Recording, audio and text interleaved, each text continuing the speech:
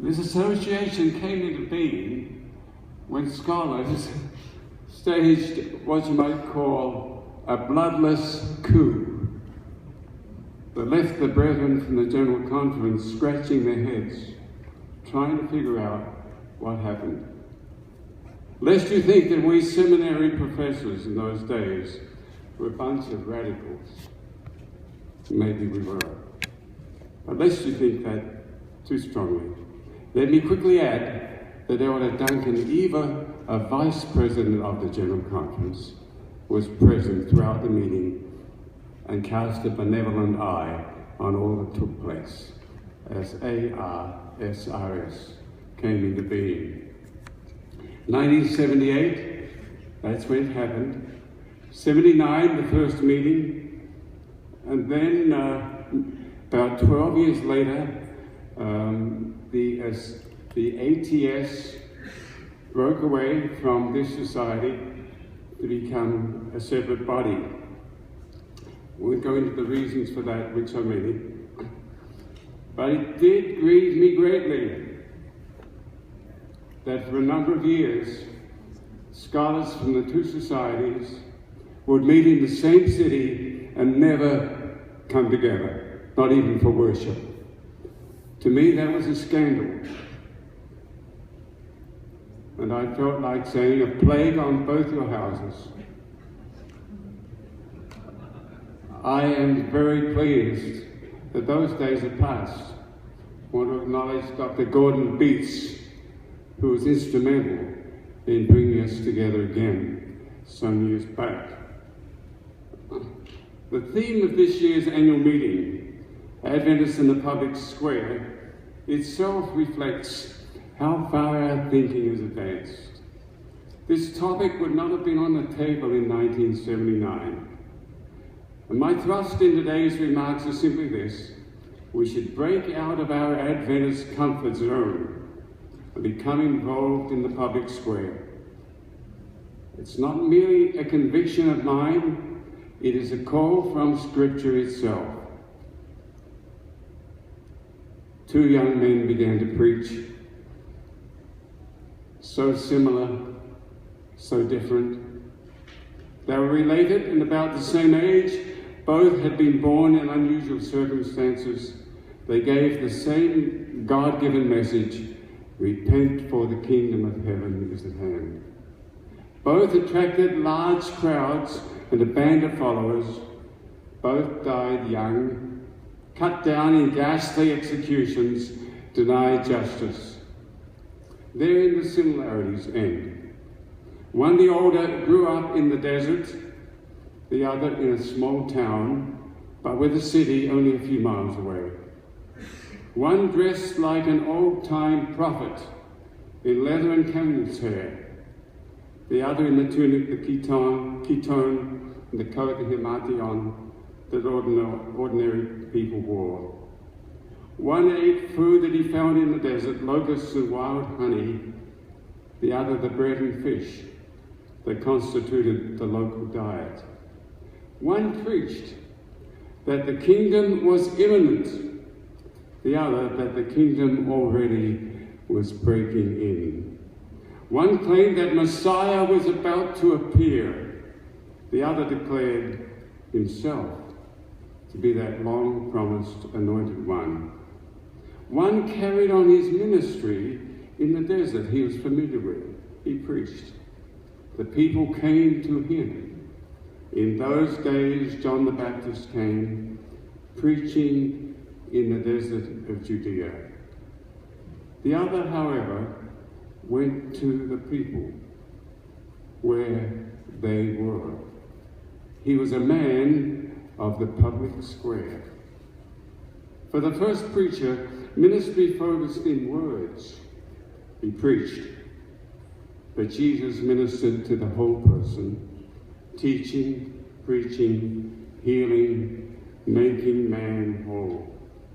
Jesus went throughout Galilee, teaching in their synagogues, preaching the good news of the kingdom, healing every disease and sickness among the people. John was God's person for the times. He was, as the Gospel of John tells us, a man who was sent from God. Jesus commended him in the highest terms. I tell you the truth, among those born of women, there has not arisen anyone greater than John the Baptist. We Seventh-day Adventists take special interest in John the Baptist. In important respects, he was the forerunner of the Messiah, called to announce his imminent appearing like us. For some Adventists, the attraction extends further to John's simplicity of dress and strict diet, although with all the food, fads and programs among us, I've not yet found the locusts and wild honey way to better health. Over the years, it seems to me, Adventists have tended to follow John's approach to ministry rather than Jesus. We've been a people of the country, spurning the city, proclaiming the message and calling the people to come to us. In general, we have avoided the public square, have looked upon it with suspicion. We build our schools and hospitals far from the madding crowd. It used to be said that at the end of every bad road, you find an Adventist hospital. The times, of course, are changing. The city has grown up around our colleges and health centres. Population has aggregated in the cities, and the world has invaded even the remotest corners of the desert. The world of the internet, the cell phones and television. All along, some of us lived and served in the public square. African American Adventists were and are largely city people, and our hospitals carrying on a massive ministry placed Adventists solidly in the public square, and thereby I think, helped to save us from some of the extremes that often accompany apocalyptic movements. I say, it's high time for Adventists to move out from the desert and into the public square. It's high time to follow Jesus' method of ministry rather than John the Baptist. It's time to leave the comfort zone of the desert.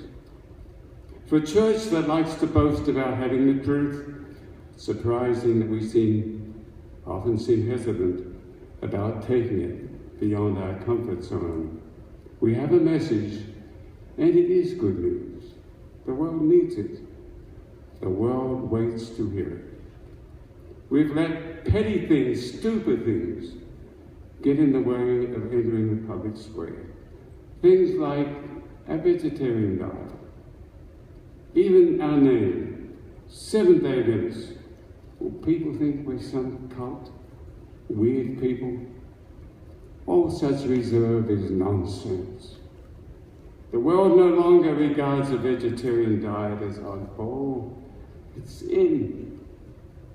And Seventh-day Adventists, who are you? What do you believe? I'd like to know. What makes you different?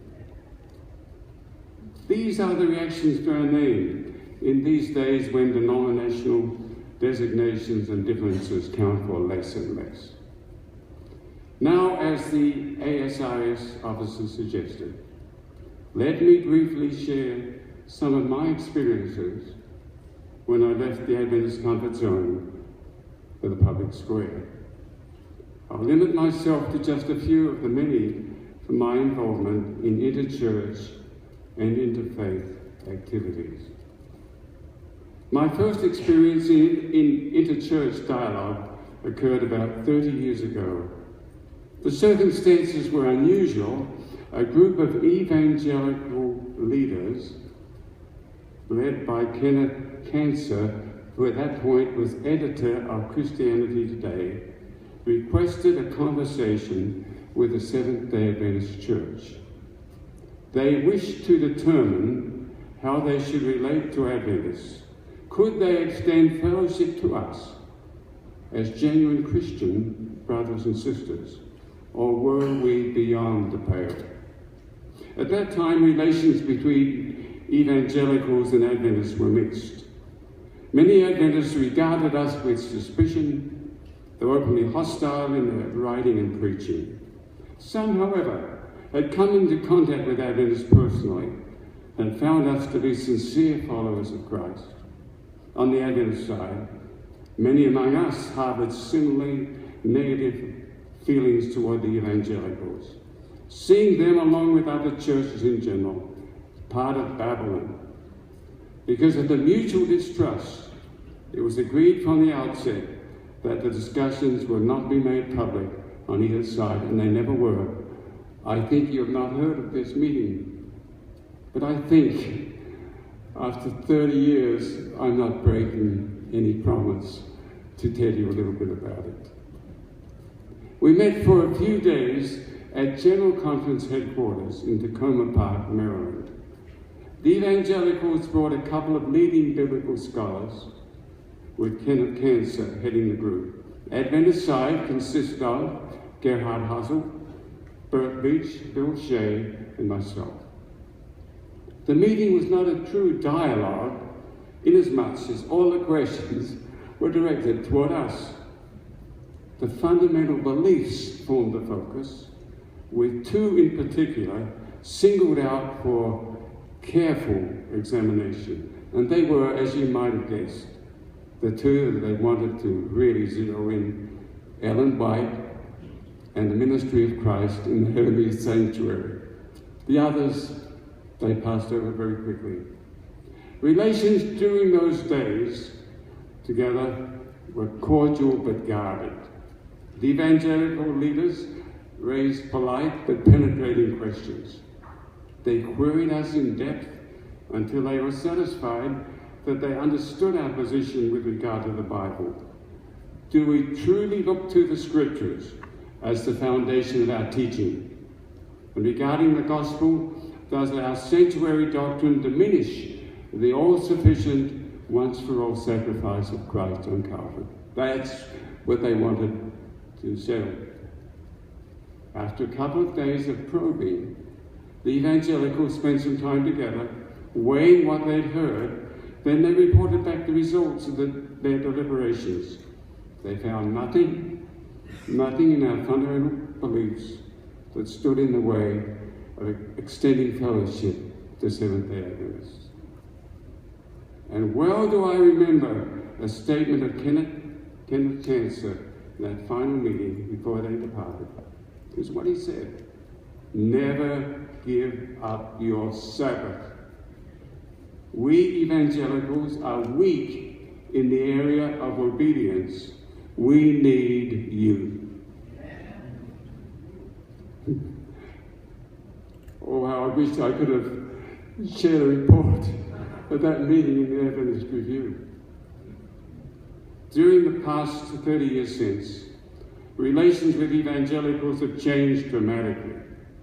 I have to conclude that those days at the General Conference, when we sat down with Kenneth Cancer and his group, played a significant role in leading to a new day. Of the many inter-church dialogues in which I was involved, first as a member of the Adventist team and later as its chair, two stand out because of their impact: the conversation with the Lutherans and the later one with the World Evangelical Alliance. The first of these involved the Lutheran World Federation, which is based in Geneva, Switzerland, represents about 60 Lutheran bodies. We met 4 times for about 1 week each during 1994 to 1998. It was an exchange marked by careful preparation and serious scholarly papers, and the scholars came from many different countries. The initial encounter, which we Adventists hosted, convened at Marienhurst Seminar in Germany.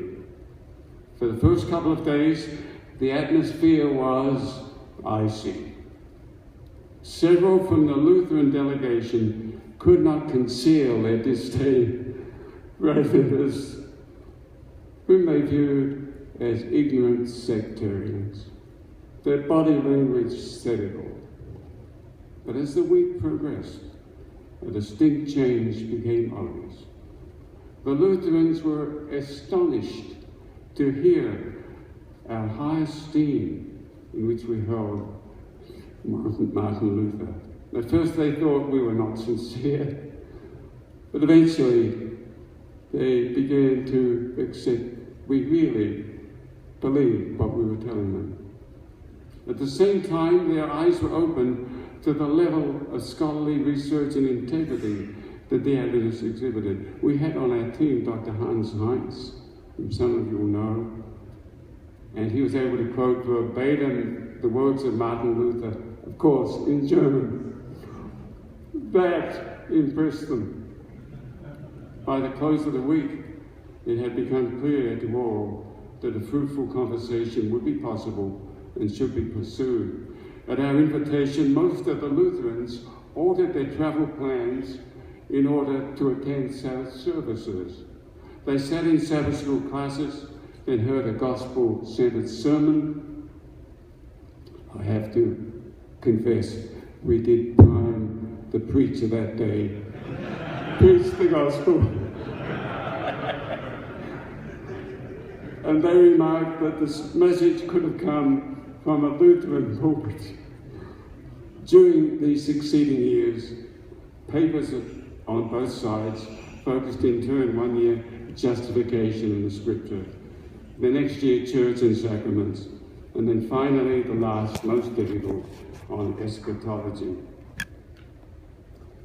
The Lutherans' papers on eschatology were really thin and weak. By contrast, those from the Adventists let it all hang out. I should say that one of the Lutherans remarked, we Lutherans don't say enough about eschatology. Maybe you say too much. So the papers let it all hang out, the remnant, the mark of the beast. And all of those topics that we tend not to deal with too much these days. The Lutherans almost choked on the mark of the beast. I wondered if the dialogue would break up. But after some lively exchanges, to put it mildly, the goodwill built up during the previous years of conversation brought us through to a mutually respectful conclusion. During the final meeting, we developed a long statement. It described the nature and progress of our years together and concluded with a series of recommendations to our respective bodies. I quote from the first of these. We recommend that Adventists and Lutherans mutually recognize the basic Christian commitment of the others' faith communion. We recommend that Lutherans in their national and regional church contexts do not treat Seventh-day Adventists as a sect, but as a free church and a Christian world communion. This to me was a hugely important development in the life of our church. The papers from the dialogue, along with the report, were gathered together and jointly published by the Lutheran World Federation and the General Conference of Seventh-day Adventists. The book, Lutherans and Adventists in Conversation, 1994 to 98, still circulates in Europe, especially. There are few copies left in America. Most of the dialogues in which I was involved proceeded relatively calmly. However, when we met with representatives from the World Evangelical Alliance, the gloves came off. It quickly became obvious that some of those from the WEA harbored strong suspicions concerning Adventists, were not about to extend fellowship to us. The first round was held at a Baptist seminary in Prague, Czech Republic, with the evangelicals hosting the event. One of their delegates, a pastor from Switzerland, brought 2 large folders of material that he placed prominently right in front of him on the table, big folders. Said nothing for several days. We wondered about those folders. And toward the end of the week, he let it all come out. He launched into a vitriolic attack based on the contents of those folders. It became apparent he gathered a long list of charges based on the writings of former Adventists that he gleaned from the internet. The second and final round, which we Adventists hosted, met on the campus of Andrews University. I had strong doubts that it would be possible to arrive at a consensus statement to release to the public. My concerns increased when the evangelical representatives brought out their draft, the proposed draft of the final statement. It was totally unacceptable to us. It stated that Adventists based their distinctive teaching, including the Sabbath, on the writings of Ellen White rather than the Bible. We protested strongly. We had a couple of hours going back and forth. I remember very well Dr. Beach, who is great in these dialogues, Dr. Beach, saying, if you're going to insist on that statement, we will insist that you evangelicals worship on Sunday not on the basis of the Bible, but on the basis of tradition. Well, after that they said, okay, you go try a draft of a statement. And we turned it over to Dr. Beach, and he went to work. He produced a succinct piece that squarely laid out areas where both sides agreed and disagreed, and there were more disagreements than agreements. Further, areas of possible cooperation. I should mention just quickly here that for years and years, such a dialogue would have been totally impossible, because the evangelicals, in their statement of confession, had a clause that talked about the immortality of the soul and hell. While that was there was no possibility of a dialogue. They eventually removed that, no longer there. And their statements, brief as they are, were ones that we could assent to. And so, my friends, after a lot of back and forthing, several amendments, the statement was adopted.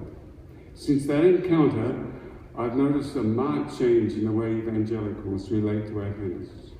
In the past, when they learned that I was a Seventh-day Adventist, a noticeable chill descended on the room. Now I find I'm greeted warmly as a Christian brother. Have you noticed that? The WEA, in its frequent press releases, emphasizes that the Seventh-day Adventist Church, while not a member of its body, is in fellowship with other evangelicals, who they count to be about 600 million. Some Adventists have been surprised that Dr. Ben Carson has attracted such a strong following among American evangelicals. I think that if he'd run 10 years ago, before the dialogue, which was about 8 years ago, he would have found a very different reception. In my judgment, the various official conversations into which we entered with the Reformed, Salvation Army, Mennonites, Presbyterians, and others accomplished much good. They helped to correct misunderstandings, to break down stereotypes, to remove prejudice. They benefited me personally. By leaving my Adventist comfort zone, my thinking was broadened and enriched. I met men and women who were not only fine scholars, but devout Christians. And seeing my Adventist beliefs against the canvas of other faith traditions brought new clarity and appreciation. I learned we need not be reluctant or defensive. Some of the saints have raised questions about these conversations. They figure that the very process of dialogue entails a compromise of our beliefs. I can tell you that they are wrong, and they're massively wrong. I put to you this question. If Christians from a different church are willing to sit down with us in order to find out what makes us tick, as it were, if, as some did, come to us and request conversation, why would we not enter into dialogue with him wholeheartedly?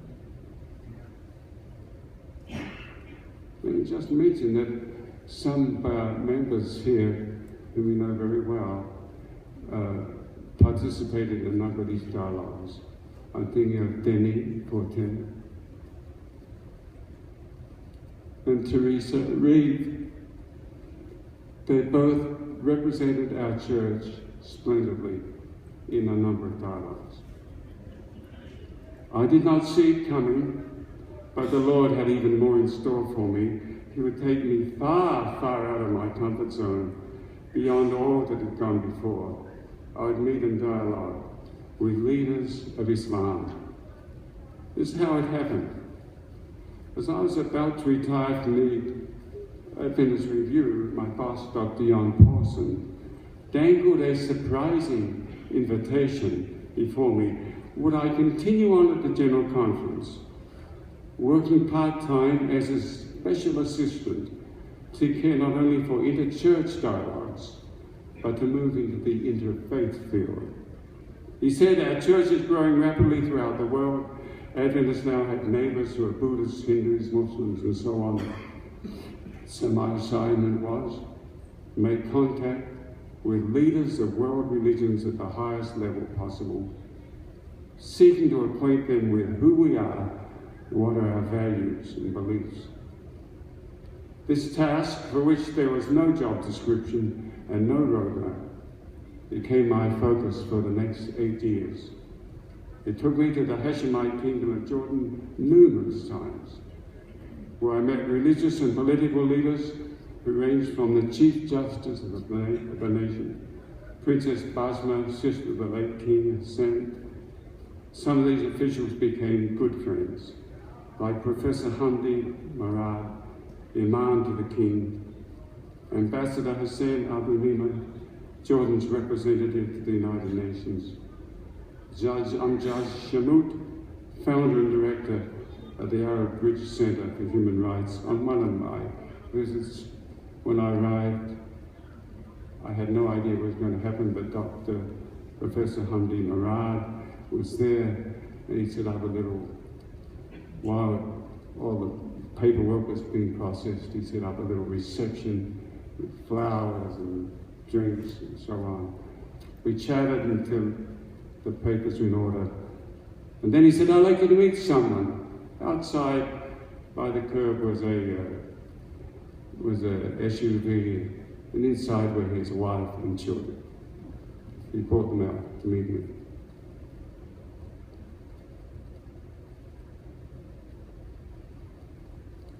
These encounters transformed my perspective, especially concerning Islam.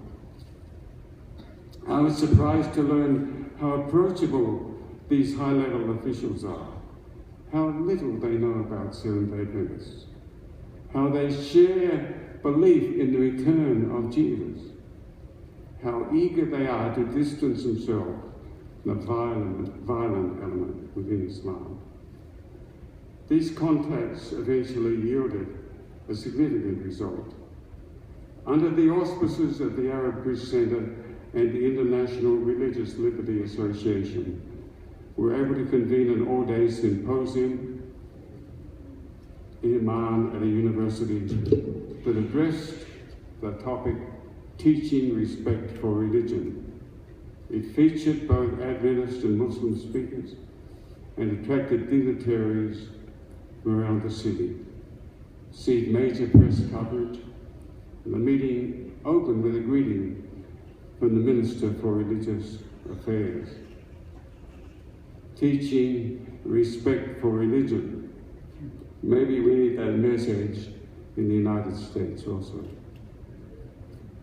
My efforts in interfaith relations brought a mixed reaction from Adventists. After several years, I wrote an article summarizing my experiences with Muslims. It was published in Adventist World, from where it went viral. Over the years, I've received many letters. This article brought a flood. As the article circulated via the internet, I continued to hear from the saints for several years.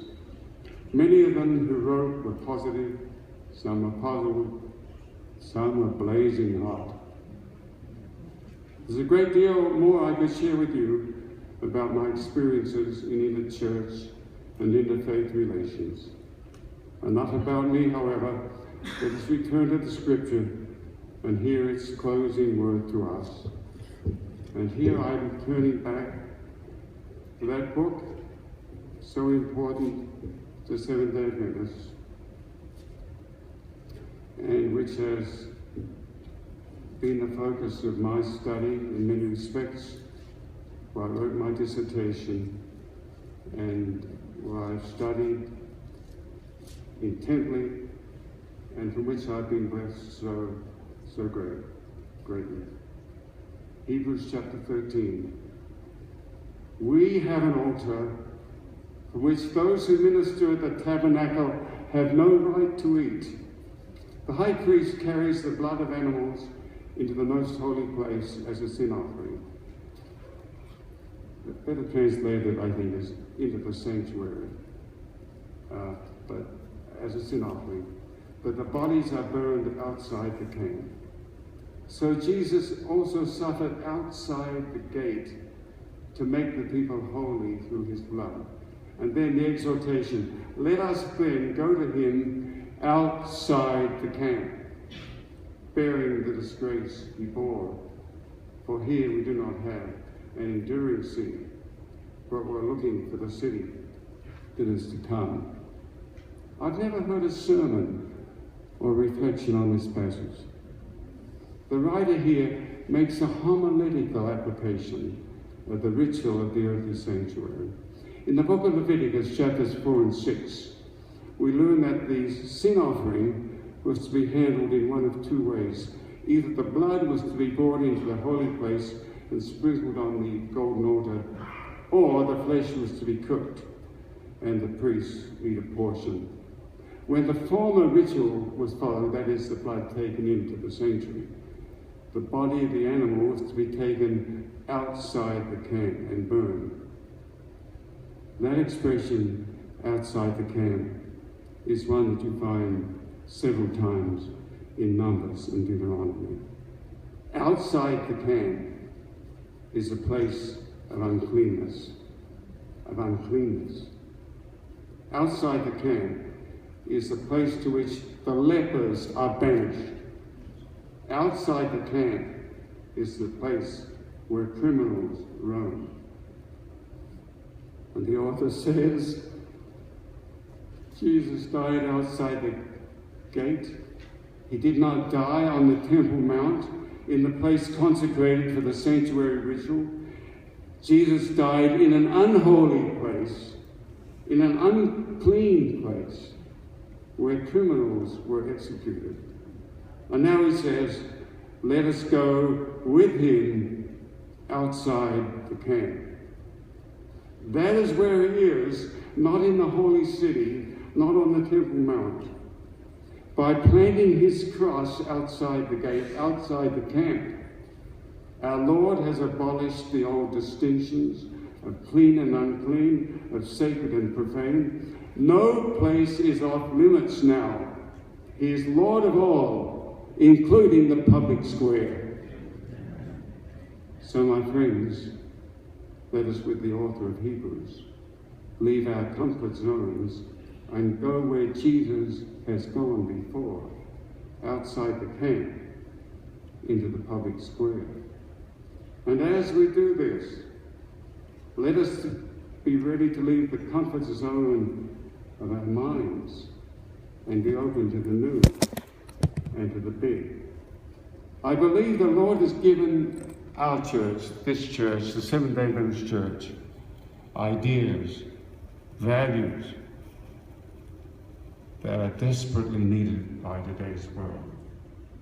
But what if in the public square we should find not indifference, but acceptance of these ideas? How will we react then?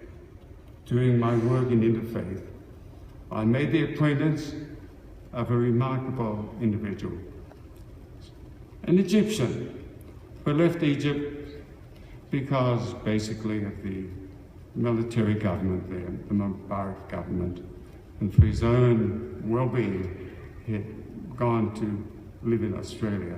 A PhD in economics. He was a sheikh of one of the orders of Sufism. Much I could tell you about him. This man believed that Jesus is coming again and coming soon. He told me that 3 times he had been given a message from Allah that he should unite with Seventh-day Adventists to spread the word of the second coming to the Muslim world. His followers were an interesting group. They were professional people, doctors, dentists, educators. One was a playwright, very interesting group of people. 4 of us from the General Conference went down for the initial dialogue with him. After that, I made many trips. And it was so interesting, the reaction, especially of his followers. They looked upon us almost with awe. Our sheikh has received a message about Seventh-day Adventists. It was as though we were almost like angels. I wish we were, we have so much to improve. And so we had a series of studies, and the ideas were big. Eventually they focused on the idea of a book on the second coming, jointly authored by Adventists and Muslims and jointly published.